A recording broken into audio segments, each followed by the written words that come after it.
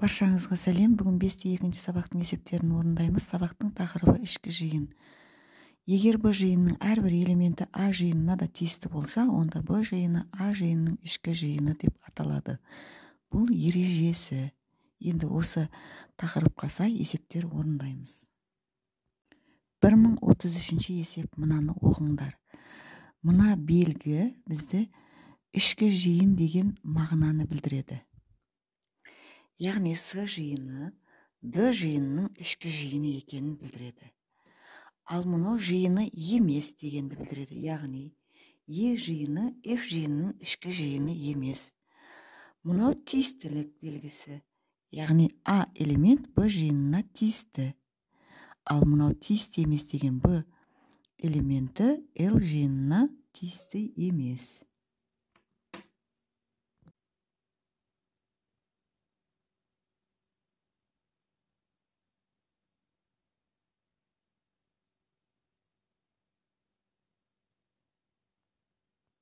Бір 1034 есеп.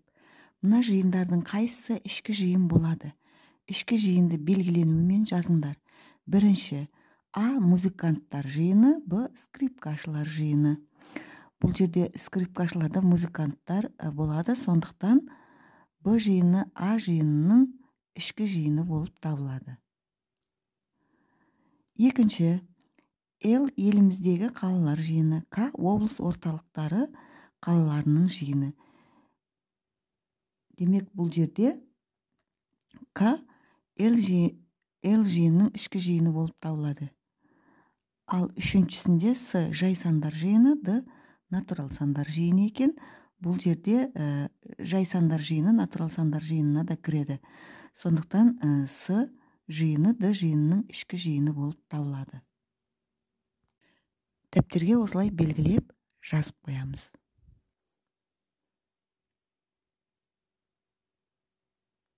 1035 есеп. А жиынының элементтері 1 мен 3 екен. Б жиынының элементтері 3, 6, 9, С жиынынікі 5, 10, 15.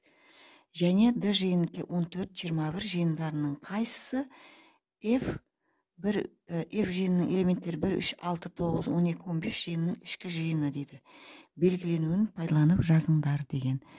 Енді байқайтын болсақ, мына А жиындағы 1, 3 сандары F жиынында бар екен. Ендеше А жиыны F жиынының ішкі жиыны болып табылады. Ал Б жиынында да дәл сондай 3, 6, 9 F жиынында бар. Б жиынында ішкі жиын болып табылады. Ал С жиынында 5, 10, 15 бар екен. Бұл жерде тек қана 15 бар, 10 менен 5 жоқ. Сондықтан бұл ішкі жиыны болып табылмайды. Д-да да 14 және 21 бар екен. Бұл да ішкі жиыны болмайды. Белгіленуі бойынша осылай жазып қоямыз.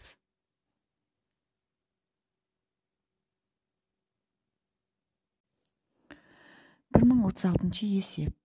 5-те 6-шы суретте А және Б жиындары кескінделген. Бірінші, А жиынының элементтеріне қандай қасиет ортақ? Екінші, Б жиынының элементтеріне қандай қасиет ортақ? Үшінші, не себепті Б жиыны А жиынның ішкі жиыны болып табылады? Белгіленуін пайдаланып жазыңдар.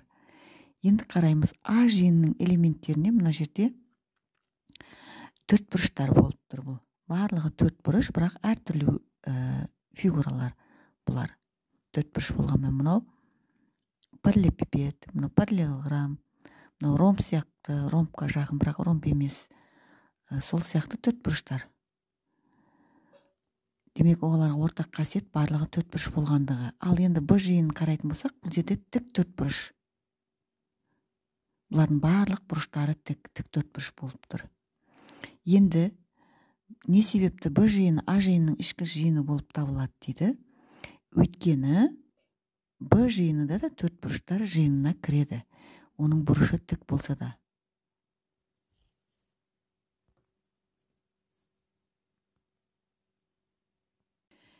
Дәптерге осылай жазып қоямыз. Біріншісінікі демек ортақ қасиеті төрт бұрыш болғаны, ал екіншісі тік төрт бұрыштар екен. Үшінші, Б жиыны А жиынның ішкі жиыны болып табылады.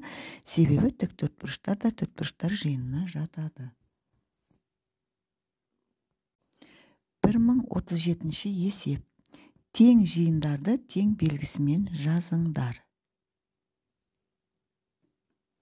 Бұл жерде міне байқайтын болсақ, А жиынының элементтері А, Б, С екен. Енді осы А, Б, С элементтері осылай элементтерден құралған жиын бар ма екен, біз байқайық. Мына жерде бар екен. Міне Д жиынында А, Б, С керісінше жазылған. Демек, бұл жерде А жиыны мен Д жиыны бір-біріне тең.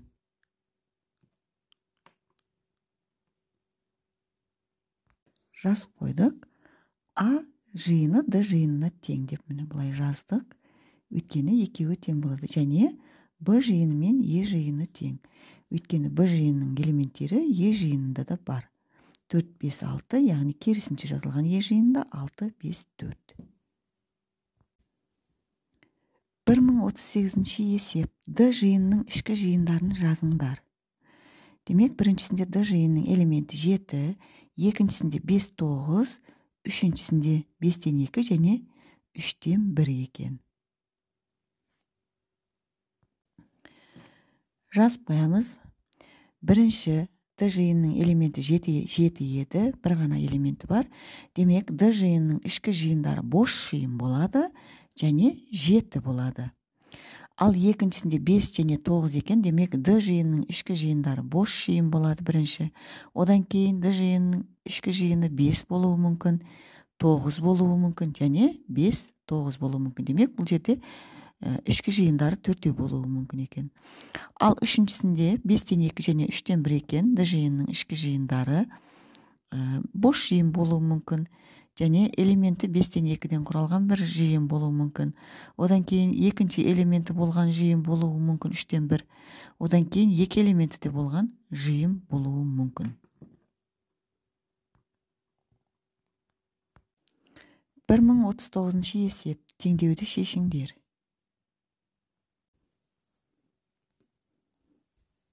Беспен X пен 0,2-ның айырмасының көбейтіндісі 0-ге тең екен бірінші теңдеуіміз. Бұл жерде біз жақшаның ішіндегі өрнектің өзін жазып аламыз. X азайту 0,2 деп. Тең қойып, мына көбейту болғандықтан, мына 5-ті теңдіктің екінші жағына қарама қарсы амал таңбасымен, яғни бөліммен өткіземіз. Демек, 0-ді 5-ке бөлеміз. 0-ді 5-ке бөлу тек 0 болады. Сондықтан X азайту 0,2 тең 0 дейміз. Ал оған 0,2-ні қоссақ, 0,2-ге тең болады.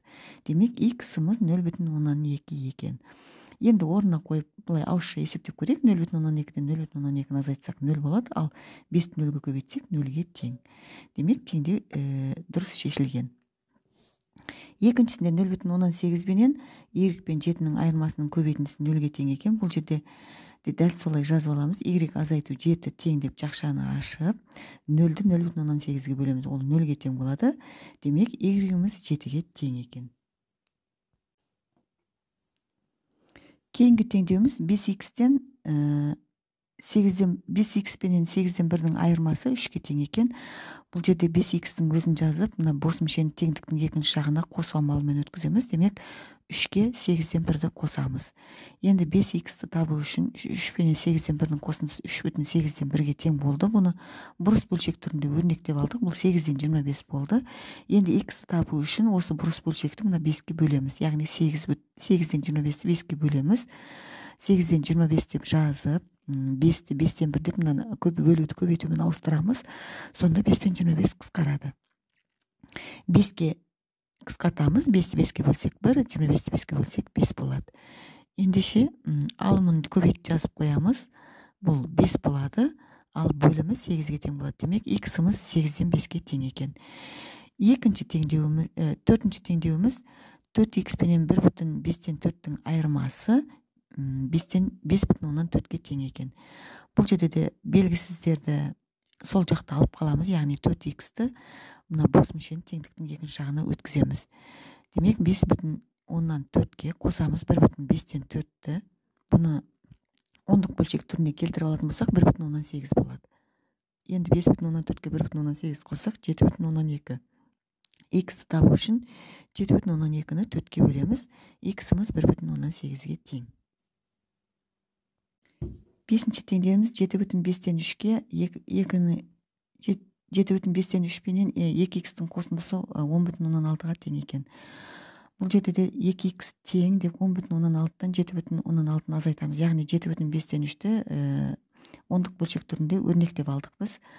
Сонда айырмасы 3-ке тең болады. 2x'imiz тең 3-ке болады. X табу үшін 3-ті 2-ке бөлеміз. X'imiz 1,5-ке тең. Кейінгі алтыншысы 10 менен 3,4-тен 1x'тің көбейтіндісі 23-ке қосындысы 23-ке тең екен. X'ті табу үшін 3,125 x тең деп 23-тен 10-ды азайтамыз. Бұл 13-ке тең болады. X'ті табу үшін 13-ті 3,125-ке бөлеміз. X'imiz 4-ке тең. Өз беттеріңізше x'тің орнына мына x'тің табылған мәндерін қойып, есептеп тексеріп көрсеңіздер болады. 1040-шы есеп. Жиындардың ара қатынастарын белгіленуі мен жазыңдар. Бірінші А тік төртбұрыштар жиыны, Б квадраттар жиыны. Екінші С центрі О нүктесі болатын дөңгелек нүктелерінің жиыны. Д центрі сол О нүктесі болатын шеңбер бойындағы нүктелердің жиыны. Біріншісінде А тік төртбұрыштар жиыны, Б квадраттар жиыны еді. Бұлардың ара қатынасын бір-бірінің ішкі жиыны деп жаза алмаймыз. Өйткені бұлар ішкі жиыны болып табылмайды міне. Осылай жазып қоямыз. А жиыны Б жиынының ішкі жиыны болмайды, ал Б жиыны А жиынының ішкі жиыны болмайды деп жазамыз. Өйткені тік төртбұрыштар жиыны мен квадраттар жиыны төртбұрыштар жиынына жатады. Ал екіншісінде С центрі О нүктесі болатын дөңгелек нүктелерінің жиыны дейді. Ал Д центрі сол О нүктесі болатын шеңбер бойындағы нүктелердің жиыны екен. Ендеше бұл жерде С нүктелер жиыны Д нүктелер жиынының Д жиынының ішкі жиыны болып табылады. 1041-ші есеп. 5-7 суретте Эйлер Вен дөңгелектермен А және Б жиындары кескінделген. Бірінші А және Б жиын элементтерімен жазыңдар. Екінші А жиынның элементтеріне қандай қасиет ортақ. Үшінші А және Б жиындарының ара қатынастарының белгіленуімен жазыңдар. Міне Эйлер Вен дөңгелектері берілген. Бұл жерде А жиыны міне, ал Б жиыны оның ішкі жиыны екен міне. Енді А жиынның элементтеріне қандай қасиет ортақ дейді. А жиынның элементтерінде Б жиынның элементтері А жиынында элементтері болып табылады. Және мынау барлығы А жиынның элементі. Енді екеуіне қандай қасиет ортақ деп тұр. Бұл жерде бұл 30 санының бөлгіштері болып тұр. Дәптерге осылай жазып қоямыз. А жиынның элементтері 1, 2, 3, 5, 6, 10, 15, 30 болады. Б жиынның элементтері 1, 2, 3, 5, 6. А жиынның элементтеріне қандай қасиет ортақ дейді. Бұл 30 санының бөлгіштері болып табылады. Ал үшінші А және Б жиындарының ара қатынастары, яғни Б жиыны А жиынның ішкі жиыны болып табылады. 1042-ші есеп. А жиыны элементтерінен 6 санының бөлгіштерінің Б жиынын құрастырыңдар. А және Б жиындарының ара қатынастарын белгіленуімен жазыңдар. 6 санының бөлгіштерінің табатын болсақ, бұл жерде 1, 2, 3 және 6 саны болып табылады. Демек, А жиынын жазып қоямыз.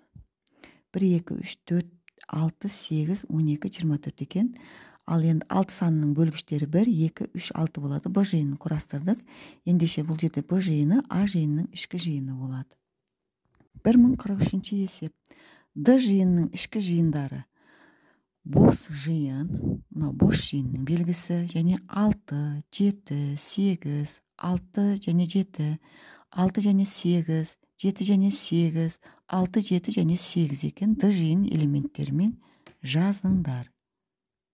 Д жиынның элементтері 6, 7, 8. 1044-ші есеп. А жиынының ішкі жиындарын жазыңдар. А жиынның элементтері X, Y және Z. А жиынның ішкі жиындары бос жиын, сосын X, Y, Z. Және XY, XZ, YZ, XYZ болады ішкі жиындары. 1045-ші есеп. F 25 санының бөлгіштер жиыны. F жиынын элементтерімен жазыңдар. F жиынының ішкі жиындарын жазыңдар. F 25 санының бөлгіштер жиыны екен. Ендеше 25 санның бөлгіштері 1, 5 және 25 болады. Енді элементтермен жазып қойдық. F жиынының ішкі жиынын жазатын болсақ, бұл D жиыны болуы керек. Мұны бұлайша жазып қоямыз. Ейлер вет дөңгелектері арқылы бұл 1 және 5 дейтін болсақ, ендеше D жиыны F жиынының ішкі жиыны болады. 1046 есеп. Бос орындарға тиісті белгіні қойыңдар. Демек, бұл жерде A жиыны, E жиыны, яғни F жиыны берілген. Мән беріп қарайтын болсақ, A жиыны элементтері 3, 6, 9 екен, E жиыныке 6, 9 екен. F-тіке 4, 8 екен. Енді біріншісінде E және A жазылған, мына жерге тиісті белгіні қоюымыз керек. 6, 9 A жиынында да бар. E-нің элементтері A жиынында да бар. Ендеше E жиыны A жиынына тиісті белгісін қоямыз. Ішкі жиыны деген белгіні қоямыз мына жерге. Екіншісінде F A жиынына ішкі жиыны болып табылмайды деп қоямыз бұны. Ал 6 A жиынына тиісті белгісін қоямыз мына жерге. 9 F жиынына тиісті емес белгісін қоямыз. Дәптерге дәл осылай өрнектеп жазып қоямыз. Мен бос орынға қойылған белгілерді қызыл сиямен жазып қойдым.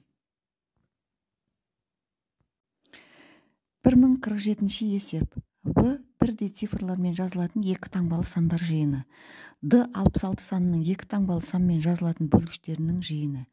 Бірінші, B және D жиындарының элементтерімен жазыңдар. Екінші, B және D жиындарының арақатынастарын белгіленуімен жазыңдар. Демек, B жиынын жазып шығамыз. Бірдей цифрлармен жазылатын екі таңбалы сандарды 11, 22, 33, 44, 55, 66, 77, 88, 99 екен. Алды 66 санының екі таңбалы бірдей санмен жазылатын бөлгіштерінің жиыны екен. Демек, 11, 22, 33, 66 бұл D жиынының элементтері. Ендеше, екінші D жиыны B жиынының ішкі жиыны болып табылады. 1048 есеп. Бірінші, A, B және S жиындарын 5-8 суреттегідей кескіндеп дәптерге салыңдар деді. Демек, міне A жиыны, B жиыны және S жиыны. S жиыны натурал сандарды 4-ке бөлгендегі қалдықтар жиыны екен. B натурал сандарды 6-ға бөлгендегі қалдықтар жиыны. A натурал сандарды 9-ға бөлгендегі қалдықтар жиыны. Дөңгелектер ішінде A жиынына, B жиынына, S жиынына тиісті сандарды белгілеңдер. Үшінші, A, B және S жиындары арақатынастарын белгіленуімен жазыңдар. Біріншісін жазамыз. S жиыны натурал сандарды 4-ке бөлгендегі қалдықтар жиыны екен. Демек, 4-ке бөлгенде 4-ке дейінгі сандар шығу керек қалдығы. 0, 1, 2, 3 болады сонда. Ал B ол натурал сандарды 6-ға бөлгендегі қалдықтар жиыны екен. Ендеше бұл 6-ға дейінгі сандар болады. 0, 1, 2, 3, 4, 5 болады B жиыны. A жиыны натурал сандарды 9-ға бөлгендегі қалдықтар жиыны екен. Ол 9-ға дейінгі сандар, яғни 0, 1, 2, 3, 4, 5, 6, 7, 8 сандары болады. Демек, осылай жазып шығамыз.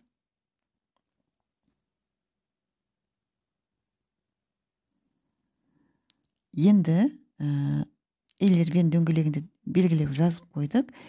Енді осы A, B және S жиындарының арасындағы арақатынастарды белгілейміз. S жиыны B жиынының ішкі жиыны болып табылады. Ал S жиыны және A жиынының да ішкі жиыны болып табылады.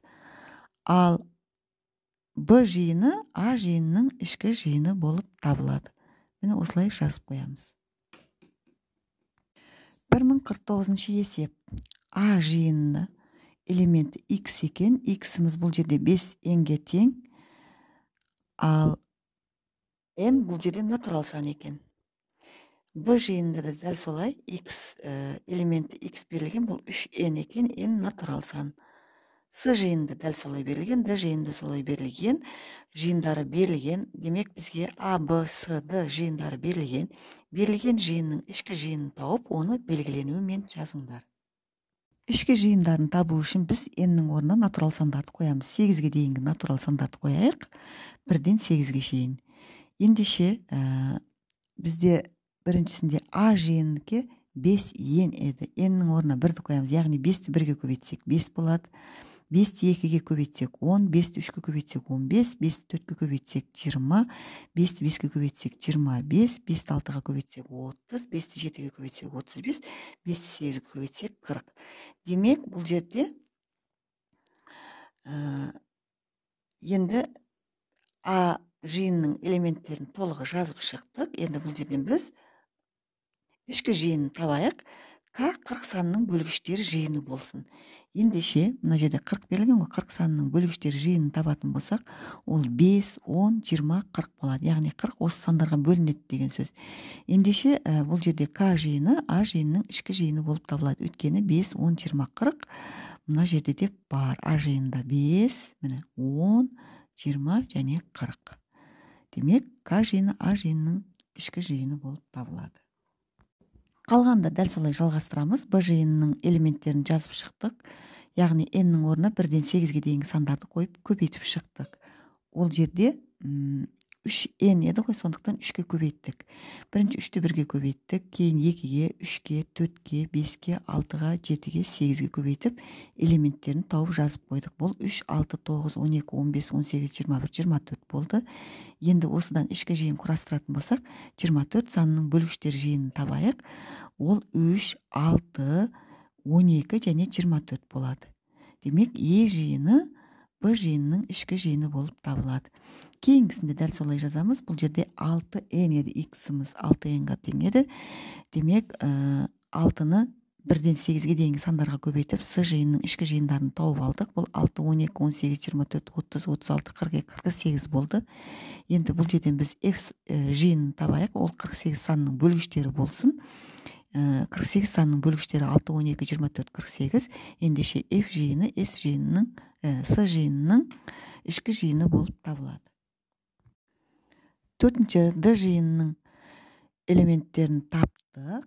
Ол үшін біз 15-ке 1-ден 8-ге дейінгі болған сандарды көбейтіп шықтық. Бұл 15, 30, 45, 60, 75, 90, 105, 120 болды. Ішкі жиынын табу үшін 120 санының бөлгіштері жиынын табайық. М сол болсын. Демек, 120 санының бөлгіштері бұл 15, 30, 60 және 20. Ендеше, М жиыны Д жиынының ішкі жиыны. 1050-ші есеп. Иттің 3 рет секіру ұзындығы қоянның 5 рет секіру ұзындығына тең. Ит 4 рет секірген кезде қоян 6 рет секіреді. Ит қоянды қуып жете алама. Үшеуін орындаймыз. Ит 3 рет секірсе, қоян 5 рет секіргенге тең болады екен екеуінікі. Ал ит 4 рет секірген кезде қоян 6 рет секіреді екен. Енді мына жерден біз иттің теңдеу құрастырып алдық та, енді осы жерден иткен табу үшін біз 3-тен 5-ті 3-ке бөлеміз екен. Сонда иттің 1 рет секіргені қоянның қанша секіргеніне тең болып тұр. Енді осы иттің секіргенін мына жердегі иттің секіргеніне қойып көбейту қылып жазамыз. 4 көбейту 3-тен 5 болады. Бұл 6-ға тең екен. Енді мынаны көбейтетін болсақ, 3-тен 20 қоян және қоянның секіруі және 6 қоянға тең болып тұр. Енді бұл жерде есептеп шығатын болсақ, қоянның секіру ұзындығын табамыз. Ол 20-дан 18 болады. Яғни бұл 0,9-ға тең. Енді орнына қойып есептеп көреміз формулаға. Иттің бір секіргенде қанша ұзындыққа секіретінін табу үшін біз бағанағы бастағы 3-тен 5-ті көбейтеміз қоянның жүгіргеніне. Бір секіргенде қаншаға жүгіретінін, яғни 0,9 болды ғой, соған көбейтсек, бұл 1,15-ке тең болады. Демек, ит бір секіргенде 1,15 ұзындыққа, ал қоян 0,9 ұзындыққа секіреді екен. Енді ит дейді қоянды қуып жете алатынын анықтау үшін біз қоян бір секірген кезде 0,9-ға секіреді екен. Ендеше ол 6 рет секірсе, бұл 5,4 болады. Ол кезде ит 4 рет секірген кезде екен. Ит бір секіргенде 1,5-ке секірсе, 4 рет секірсе, ол 6 ұзындыққа секіреді. Ендеше 6 үлкен бе, 5,4 үлкен бе? 6 үлкен болып тұр. Демек, жауабы ит қоянды қуып жете алады екен. Осымен бүгінгі сабақтың барлық есептері орындалды. Каналға тіркеліп лайк басуды ұмытпаңыздар. Сау болыңыздар.